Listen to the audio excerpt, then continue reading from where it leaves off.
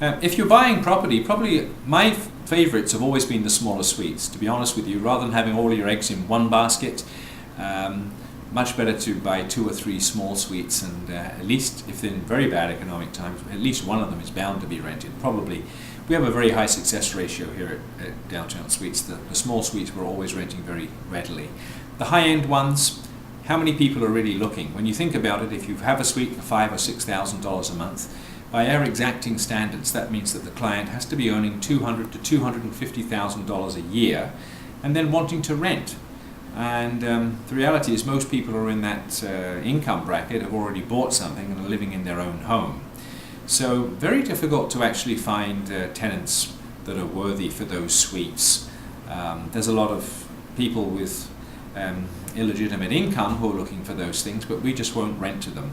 And so there's a real difficulty there with the harder suites. And another thing is there's just so many of them have come on the market in the last little while, with the Ritz, the Flatiron, the Grace, the Shangri-La, and dozens and dozens of these suites. And the reality is there just isn't the market in a little town like Vancouver to absorb all of these things.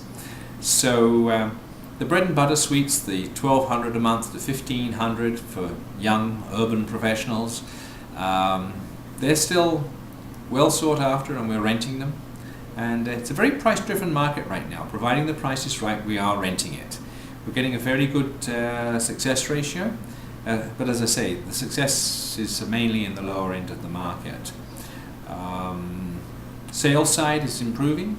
There has been a window for purchasing. 2 of the girls in the office bought suites this month, which is encouraging. But the reality is that the prices are 20% down at least from last year, and one well-known individual, a developer whose name I won't mention, has suggested that the prices should be about 5% of the assessed values from last year. It's probably 5% below assessed values from last year is what I'm saying.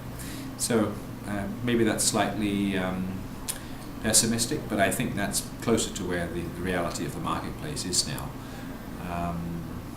But all in all, we've got a fairly good steady market, and providing your suite is priced properly, you're going to get it rented.